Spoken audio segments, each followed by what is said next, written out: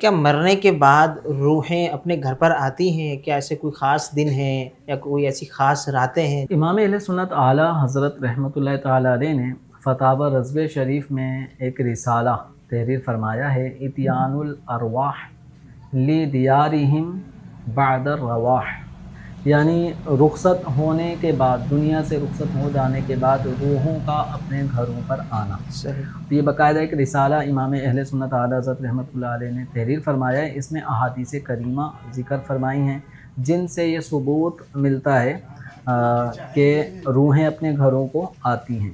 اب وہ شب جمعہ بھی اس میں مذکور ہے، شب براءت بھی اس میں مذکور ہے، اسی طریقے سے 15 شعبان کی رات، 15 شعبان کی جو آنے والی رات ہے، جو اس دفعہ پاکستان پاک و ہند میں شب جمعہ بھی ہوگی اور وہی شب براءت بھی ہوگی، تو یہ والی رات ہے۔ اسی طرح عید کی رات ہے۔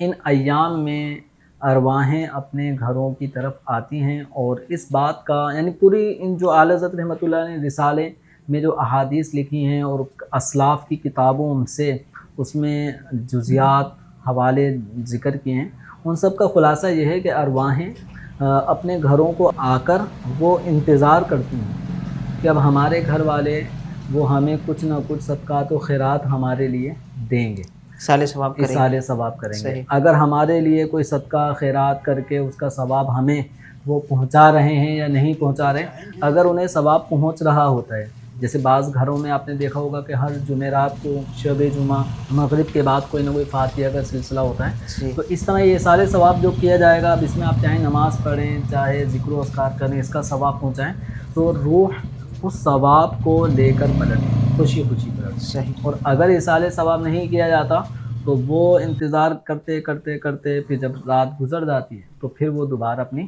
قبروں کی طرف واپسی چلے جاتی ہیں۔ اور یہ احادیث کریمہ میں یہ مضمون موجود ہے کہ مسلمانوں کی ارواح جب دنیا سے مطلب ایک بندے کا انتقال ہوتا ہے تو انتقال ہونے کے بعد ان کی ارواح جنت میں موجود ہوتی ہیں، صالحین کی، نیکوں کی، اور وہ جہاں چاہیں جانا آنا کر سکتے ہیں۔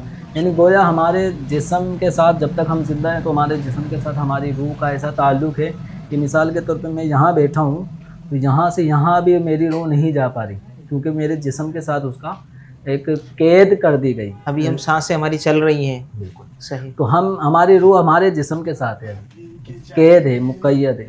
جب روح جسم سے جدا ہو جاتی ہے تو اب پھر وہ جسم کی پابند اس طرح نہیں رہتی جس طرح دنیا میں جب تک آدمی زندہ ہوتا ہے اس طرح مقید ہوتی ہے، اس طرح اب نہیں رہتی بلکہ وہ آزاد ہو جاتی ہے۔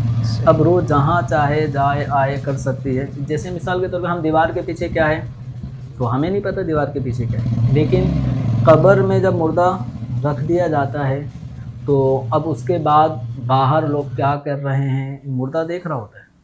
ہم جب قبرستان جاتے ہیں تو کہتے ہیں السلام علیکم یا اہل القبور، احادیث میں یہ سلام مذکور ہے۔ تو قبر والوں کو سلام کرنے کا مطلب کیا ہے؟ وہ سنتے ہیں۔ سلام سننے والے کو ہی کیا جاتا ہے، یہی وجہ ہے کہ جو سو رہا ہو اس کو سلام کرنا منع ہے، کیونکہ ہم سلام کریں گے بھی تو اس نے سنا ہی نہیں، جواب بھی دیتے ہیں، وہ جواب بھی نہیں دیتا سونے والا۔ لیکن قبر والا جب قبر میں چلا گیا انتقال ہو کر، وہ مسلمان ہمارے سلام کو سنتا بھی ہے، اس کا جواب بھی دیتا ہے، لیکن اس کا جواب ہم نہیں سمجھ پائیں گے۔ قبر پہ جب ہم جاتے ہیں تو وہ قدموں کی آہٹ بھی سنتا ہے۔ جب قبر پہ جاتے ہیں تو مردہ باہر جو شخص کھڑا ہے اس کی قبر کے باہر، اس کو وہ جانتا بھی ہے، پہچانتا ہے۔ وجہ کیا ہے؟ کیونکہ اب جو روح ہے وہ جو قبر کے اندر جسم ہے اس کے ساتھ یوں مقید نہیں ہے جیسے ہم زندہ کی روح ہمارے جسم کے ساتھ مقید ہے۔ صحیح۔ تو اب وہ اس کی جسم سے بھی روح کا تعلق رہتا ہے، جو جسم قبر میں دنیا میں جہاں کہیں بھی نیک آدمی کا ہوگا، اور یہی روح کا ایک مقام جنت میں بھی نیک صالحین کی روحوں کو، مومنین کی روحوں کو رکھ دیا جاتا ہے۔ تو یوں روح کا مقام وہاں پر بھی ہوگا اور قبر سے بھی اس کا مردے کے جسم سے بھی تعلق ہوگا۔ اگر وہ بندہ نیک صالح ہے تو جو قبر میں جو مناظر اور جو اس کے لیے آسائشیں ہیں، فرحت، خوشیاں ہیں، وہ روح بھی اور جسم دونوں محسوس کریں گے۔ اور اگر اللہ نہ کرے وہ گناہ گار ہے تو پھر مومن کی روح اس تکلیف کو بھی محسوس کرتی ہے جو مردے کو